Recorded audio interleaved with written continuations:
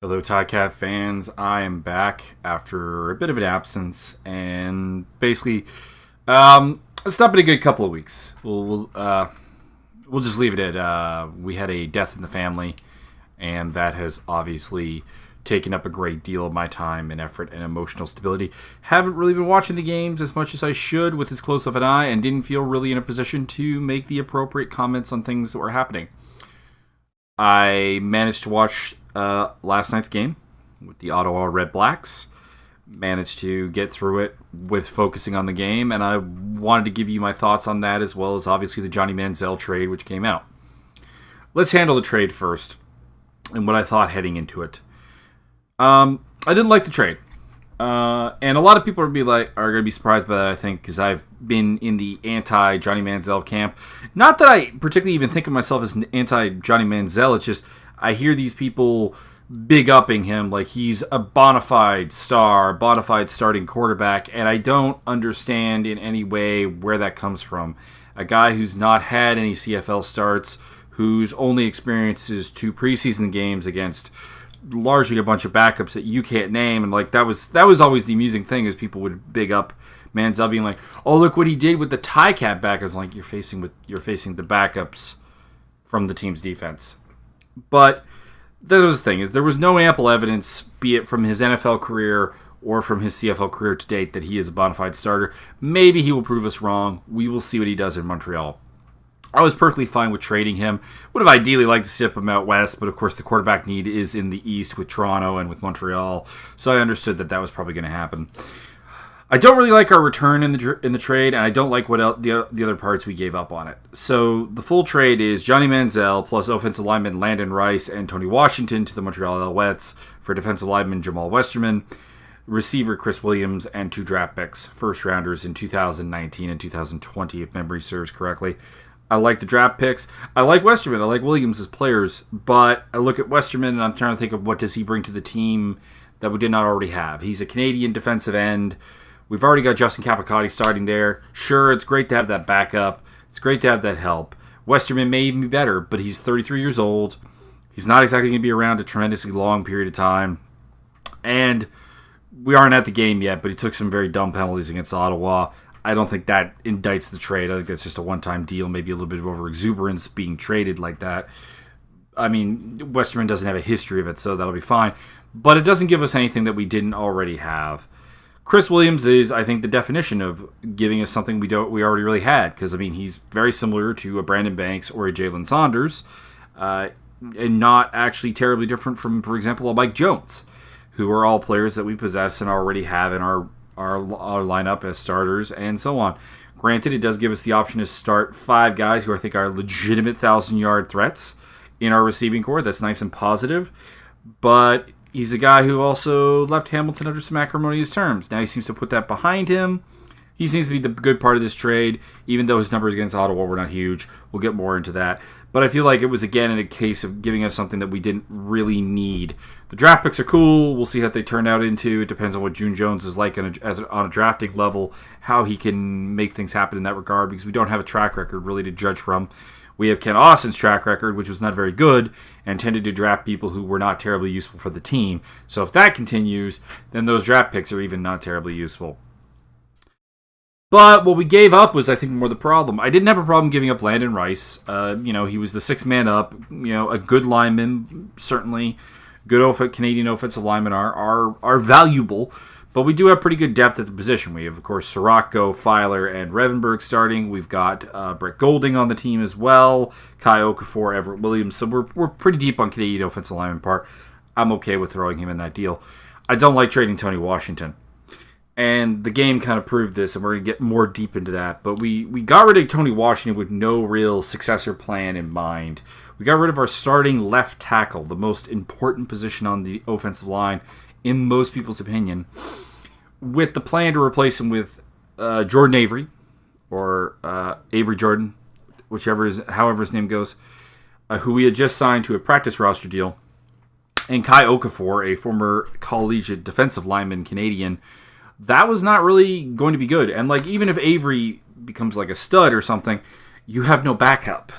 And that was kind of my thing when we cut Casey Blazer in the offseason during the preseason, is I didn't get that. Like, you should have more depth. And you would think an offensive guru or a run-and-shoot kind of guy like June Jones would value having depth at the offensive line position to absorb injuries. We don't have it. And with Washington gone, we have some big problems at left tackle position. We'll talk about that more in the game. But that was the thing, is it doesn't seem like we had a bona fide plan to replace Washington, and we traded him. And Montreal shouldn't have been in a position to really demand things. This was them getting Manziel. This was them, quote, winning the trade. This was them getting something they desperately needed and getting the headlines to improve their team with Johnny Manziel and create more interest within the community for their team with Johnny Manziel. So the fact that we had to give up a starting offensive lineman in that deal, we didn't get people who addressed any particular needs. For example, the O-line. For example, veteran help in the secondary, which has been playing very well, but is a very young secondary. We got a Canadian defensive lineman playing a position where he's going to be a backup, and we got Chris Williams, who might be a starter, depending, but and comes timely because of course we're down Luke Tasker and Terrence Tolliver with injury right now, but short thinking at best, and two guys who are theoretically on the downside of their careers. And I thought it was kind of weird that TSN was actually referencing that when they were talking about Chris Williams, but they really didn't reference like Jamal Westerman. They're like, oh, he's going to be a great player, great addition to the team. Like, he is 33 years old. That is not a long-term thought on the matter. So, did not like the trade. I have to give it a solid thumbs down. Let's talk about the game and how that affected us. So, we're playing the Ottawa Red Blacks, and obviously our problem was moving the ball on offense. It was a struggle. And I think that the problem here is that June Jones is kind of going into the Kent Austin playbook, where it comes down to, where is our running game? At no point were we significantly behind in this game enough to really justify the fact that at the end of the day, we ran a whopping 11 rushing plays. 2 of those were QB sneaks. So we called 9 actual rushing plays. 8 carries, 25 yards for John White. 1 carry, minus 4 yards for Sean Thomas Erlington. No involvement from Mercer Timmis, who's been a pretty big part of the offense pretty much all season long. Our successes come when we've been able to run the ball to complement Jeremiah Masoli's passing game. When it's all on Jeremiah Masoli's shoulders, it doesn't really work. And I don't think and that's not even a knock on Masoli. I think that's a knock on the system. I think anytime you don't have a Doug Flutie or a Matt Dunnigan quarterback, someone who's also amazingly good at making plays with legs and also an elite level passer, like the type of guys that maybe there are 1 or 2, maybe 3 tops in the league at any given time, can run that kind of offense without a running game, to be honest. And it's kind of weird because, we got John White, who's a pretty good back. Yes, he has some injury problems. Yes, he's had some injury histories. But we were not behind, really, at any point. And the play calling is still weird. Some of our run plays come on like these 2nd and long situations, and then like we'll pass it on 2nd and short, 3rd and short, and it's greatly confusing as to what we're doing with the offense right now when we've had success when it's become a mating of the run and pass games.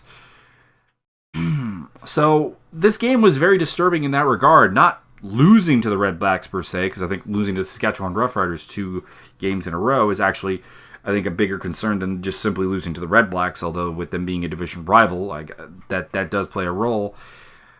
But you really have to wonder what is going on with the play calling in Hamilton right now. And I'm going to rant on the fans here for a moment, because listening to the 5th quarter with Rick Samperin, great show. You got to keep people calling in and saying, these Johnny Manziel boosters and these people who are ripping down Masoli is not, we really got to look at another option for a quarterback. We got to go out there and trade for someone.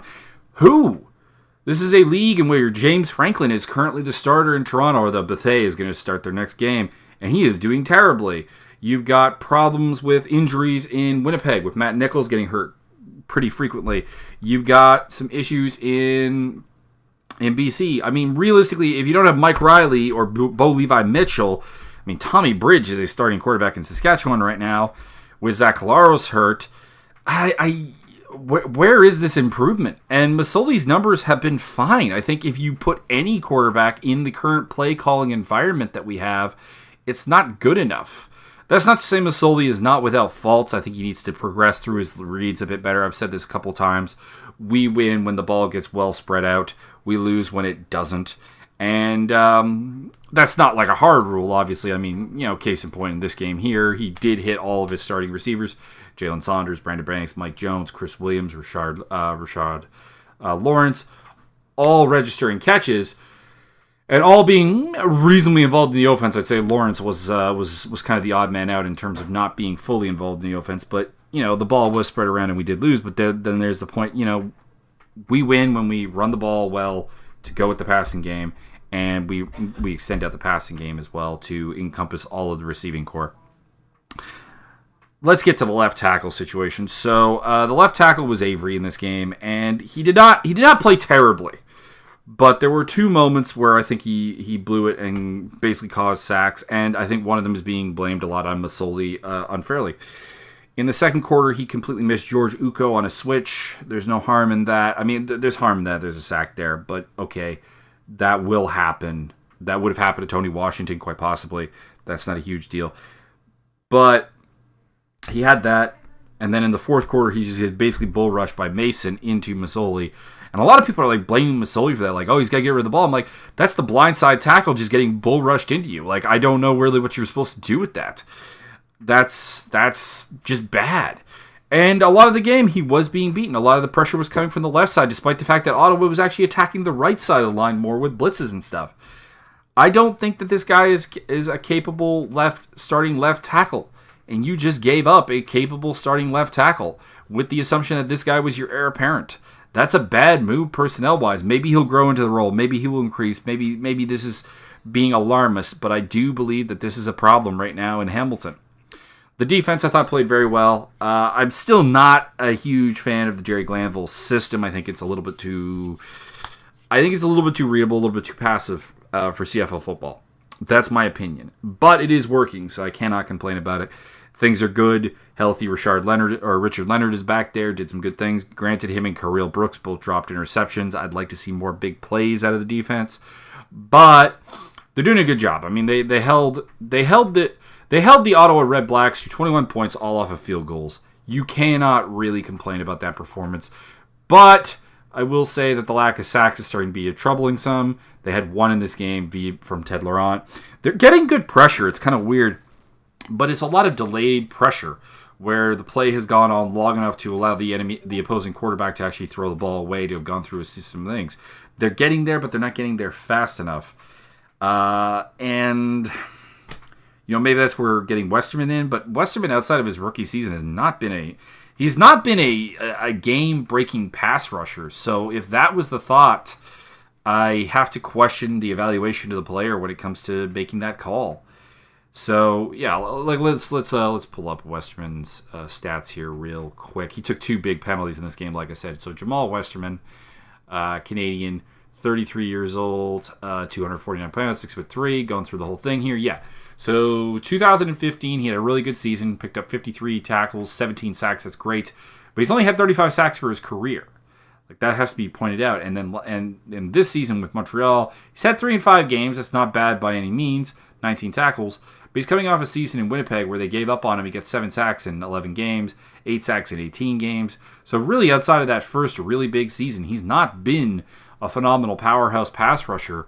So if the thought is that he's going to suddenly change things, I don't really know how you work that through. Also, I think, what does that mean? Is he going to replace Capicotti in the starting lineup, or do you go double Canadians with him and Capicotti starting on the ends, and then you have some weird things working a Canadian in if they get injured? How we've handled the import ratio this season has been a bit weird too. Positive in some ways, but also negative in others. So I'm very tense right now when it comes to talking about the Hamilton Tiger Cats. I'm very disturbed, not by losing to Ottawa, but some of the personnel decisions that are being made, some of the things going on here, a lot of the play calling. It's just very bizarre, and I'm not entirely certain how well this season is going to go. Like, are we a playoff team? Probably, because Montreal and Toronto are terrible, and that's at the end of the day really the only two teams we have to beat. And a lot of people are suggesting, of course, using this as ammunition for the one-division football, and I'm largely, to a degree, somewhat indifferent on the matter. I think that I don't think it really spurs a lot of people are like, okay, if we put them all in one division and they have to compete for a playoff spot with the Western teams more directly, that will inspire them to be better. But I think that realistically, if you believe that you have professional coaching, professional people running the team, they should already be trying their best. If they are failing, I think it's because they are, unable to put the product on the field, and it's not really going to change if you just say, well, suddenly you're competing with the Winnipeg Blue Bombers, Saskatchewan Roughriders, Edmonton Eskimos, Calgary, St. Peters, BC Lions for a postseason spot. I don't think that that's really going to generate any significantly better play. And at the same time, I'm not one of these fans who's really calling for the head of June Jones, because I think this is his first full season. I don't really think you necessarily have anyone better in the wings waiting to take over. I think that, long term it'll be Orlando Steinauer eventually, and that'll probably be, maybe even as soon as next year. I don't know. Maybe you move June Jones into the general manager role or something like that. But it seems like June is aware that he's on a timetable as well, because he brought Steinauer in to be kind of his understudy, his protege, in a way very different than Ken Austin, for example, who basically got rid of Steinauer to prevent him becoming his successor, and has done that in other places as well. You have to ask the question, though. You give June Jones a season, I think, and obviously we're 2-4. It's not time to blow everything up and give up. And we're probably a playoff team, but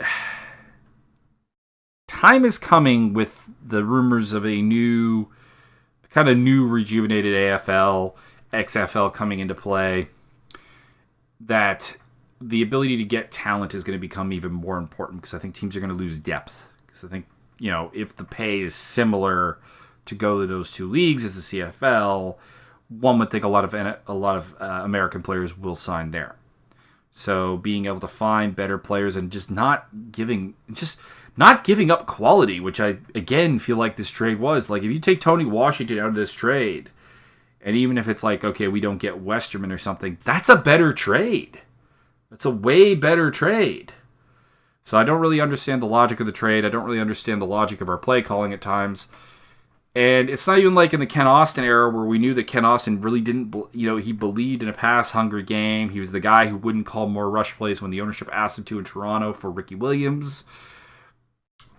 We got that. June Jones has shown a willingness to run the ball, and run the ball in a solid manner. We saw that with CJ Gable last season. We saw that with Alex Green last season. We've seen that this season with Mercer Timmis, and also Sean Thomas Erlington. And not so much John White. He's not really had a dominant breakout game since coming to the team. Let's see here, game log. 2 carries, 9 yards. So 12 for 55 against Saskatchewan. That's decent numbers. But yeah, 8 for 25 here. Just weird. Just weird. So hopefully we see some changes there. Let's run down through the stats and point out some good performances. I thought Jeremiah Masoli played pretty well. He still does need to work on progressing through his reads and also getting rid of the ball before sacks can come into play. Threw 1 touchdown, 1 reception, went 26 of 38 for 352 yards. Pretty solid. There was really nothing on the run game to talk about. Big games from both Jalen Saunders and Brandon Banks. 8 catches, 154 yards and a touchdown for Jalen Saunders. Congratulations, Jalen. Brandon Banks caught 9 passes for 113 yards. Mike Jones had a pretty good game by his standards with 4 catches for 36 yards. Also made a great catch that didn't count in the end zone. Fantastic one-handed grab, but unfortunately came down out of bounds in the first quarter, which led to the Liam Hierlahu attempt at a field goal, the one that was blocked from 15 yards out. And then, of course, he also missed it from 31 yards out, which was, of course, a big deal, going 2 for 4 on field goals when Lewis Ward went 7 for 7. I don't think that lost us the game. Again, that's 4 points. We lost by 6. So that in itself is a bit of proof in that regard. But, yeah. On defense, Simone Lawrence, Larry Dean, great games for them. 7 tackles, 6 tackles apiece. Mike Daly had a fantastic game as well. I thought Cariel Brooks stood out. I thought Jamal Roll really was pretty solid also on the corner, make 4 tackles. Was pretty solid coverage all night. Again, I don't agree with the system that we're running, but the results are pretty decent, and the young guys are developing quite well. So in that regard, congratulations to Jerry Glanville and the Hamilton Ticat defense. The only real other thing to talk about, I guess, is the going for the onside kick near the end of the game.